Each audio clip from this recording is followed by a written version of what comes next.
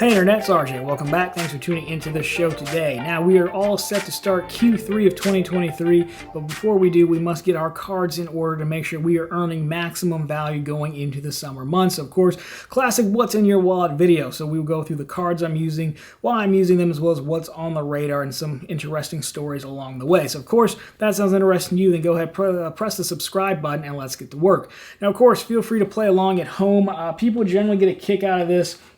So I start every video like this. This is what I call my bench, or the card arsenal, the armory, if you will.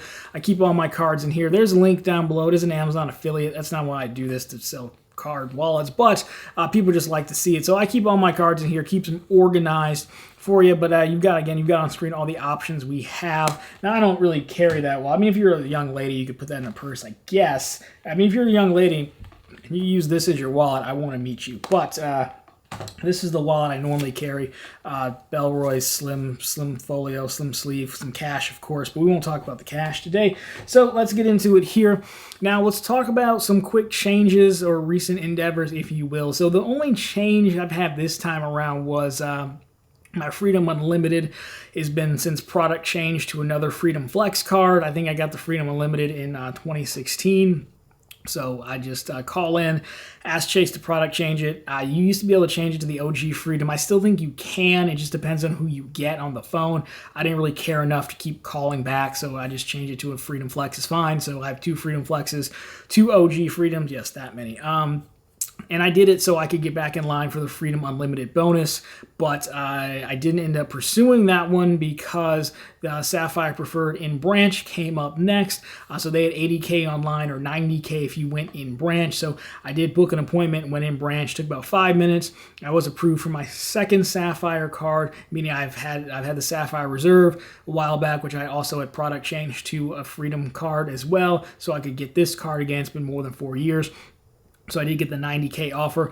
I'm just about through on the spend with that one as well. I think it was total you had to spend $6,000 in it. So I'm pretty close to wrapping that one up, unfortunately. Sometimes it's sad how easy it is to spend money. So that was the newest addition as well. So that'll be a feature in the wallet early on, but I'll still go through how I'm going to break down the rest of the wallet. And then an interesting one here was actually a denial for, believe it or not, the Citizens Business Card. I don't even know what they call it. I think it's the cash rewards or something card. It's a 1.5% card. So I got denied. I had a Citizens Business Bank account, and their credit card is set up where they want you to go in branch and talk to a banker to get the card. So same with the business account, I had to go in branch to open it. So I have a banker. The banker called me one day. He's like, hey, here's some offers we have. I was like, well, sure, I'll take the credit card. I think it was like spend $5,000 to get $325. Not great, but when am I really going to have a Citizens Business account again, right? So I might as well do it. I forgot that I guess I signed up on that account with my real EIN and real business, which is fine, but I got denied for length of business tenure, which is a fancy way of saying, hey, your business isn't old enough. I think they were looking at incorporated date or LLC file date, which was earlier in 2023. So I did call the banker and like, hey, can we work this out? Here's a suggestion. She never called me back, so I'm going to guess that's a no. They didn't even bother to pull credit, which I guess is nice. So if I cared more, I'd probably push harder, but I don't. That was going to be the card I used to pay my taxes with, property taxes. But it's funny because the card isn't, I guess I messed up on it because obviously it's $325 back after spending $5,000, which isn't bad, but it's a 1.5x card. And normally you get the intro offer plus the 1.5x, but the way they do it in fine print at Citizens is the first go around you just get $325. Then after that you get the 1.5. So it really wouldn't have worked for what I was trying to do because you need that 1.5 to offset the processing fee of paying your taxes, which are here. One of my counties is like 2.8, the other one is 2.5. I'd have to check.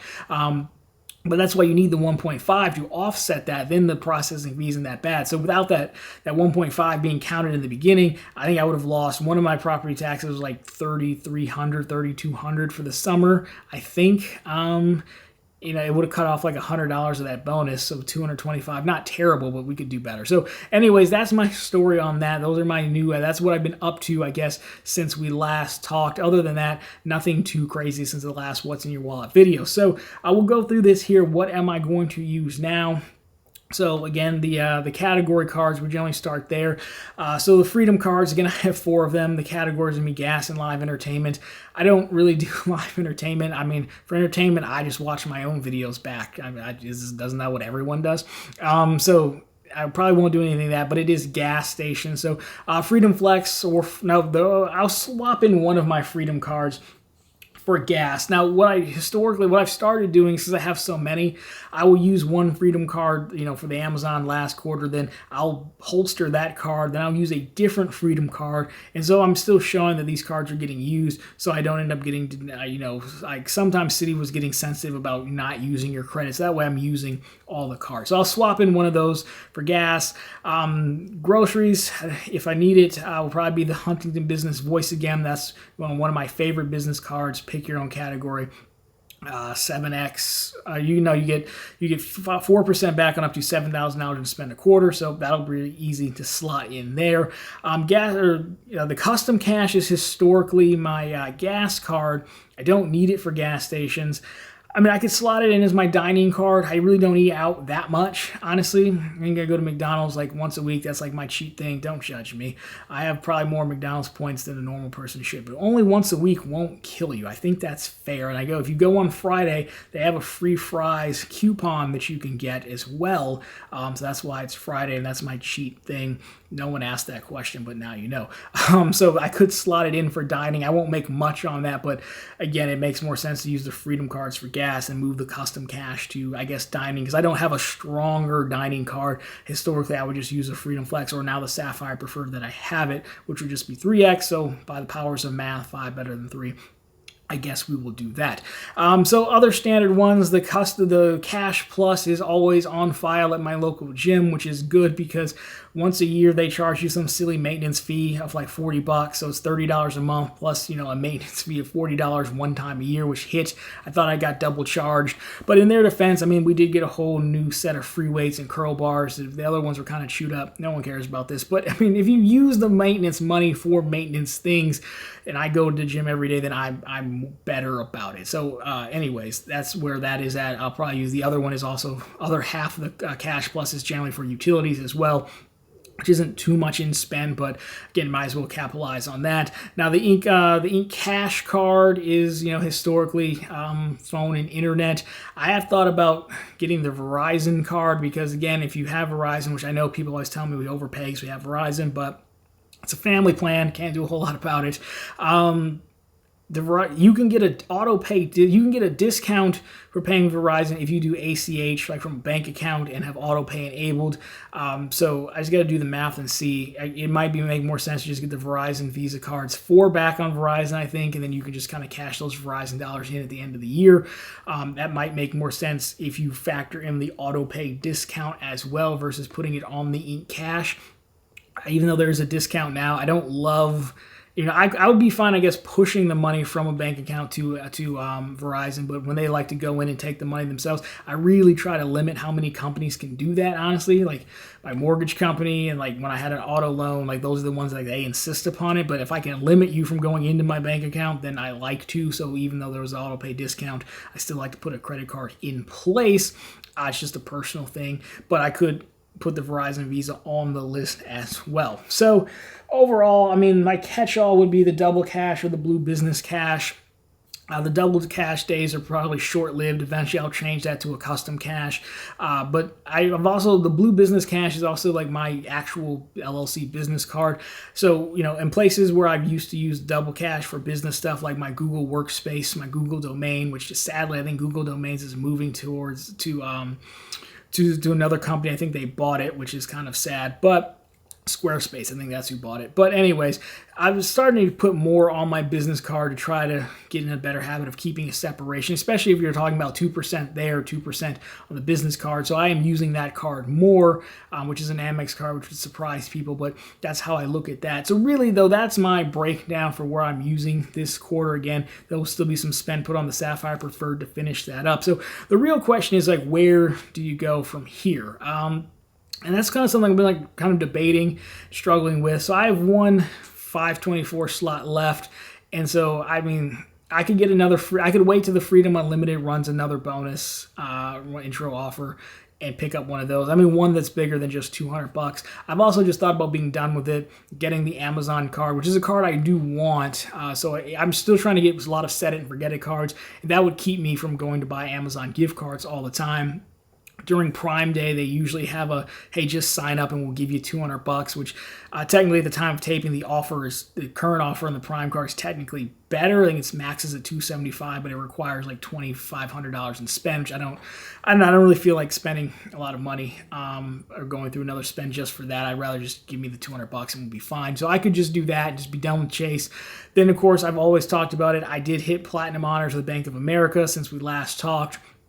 By opening up a Roth IRA over there, they did pay me that promotional offers. I made $400 for that. It's $100 from their checking account, which is a nice little run. So I do want to get them started on my Bank of America cards as well, which will be next up on the personal space as soon as I decide what my Chase thing is. The Freedom, just getting another Freedom Unlimited, I mean, for optimization point, it helps, but it doesn't, having a fifth Freedom card doesn't really do anything for me. I'm kind of good, so I might just get the Amazon card and be done with it. I am aware that Amazon card is widely believed to not count towards 524, so I could get it later, but I kind of just want to move on to my Bank of America cards, for being honest. So there's that. I do need to pick up a business card.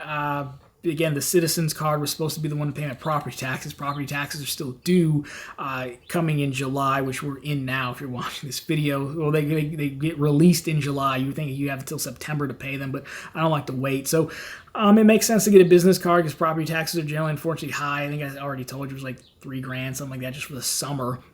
So maybe since I got denied for the Citizens, I don't think I'll make it to PNC in time for the bank account because a lot of my money's tied up. You could still go into PNC and just open their business account if you wanted to. So I might do that, or I could go the leverage card, business leverage card with US Bank, which dodges the annual fee the first year, that might actually be the move because they give you 5 months to hit their intro offer. And so that would be property taxes plus homeowners insurance comes up in like September for me. I'd have to look, but it's closely after property tax time. And between all of those, that would probably, unfortunately, take care of the $7,500 for the cash for the leverage card. And then I'd be able to be eligible again to open up a US Bank business account in October. So I'd have a way to easily cash out those rewards for cash is what I like to do. So as we talk through it, that might be the strategy. And I talk through this on camera, it might be boring to some, but because I just like to give people the thought process of how I try to line these things up between playing the bank account game, playing the credit card game, and upcoming spend. So at least it just gives you an insight to what I'm thinking, or you can tell me why I'm wrong, and that's totally fine down below, and then it can help you out potentially as well. But I think that would be it. So maybe it's the Amazon card, US Bank leverage card, and then we finally go to Bank of America.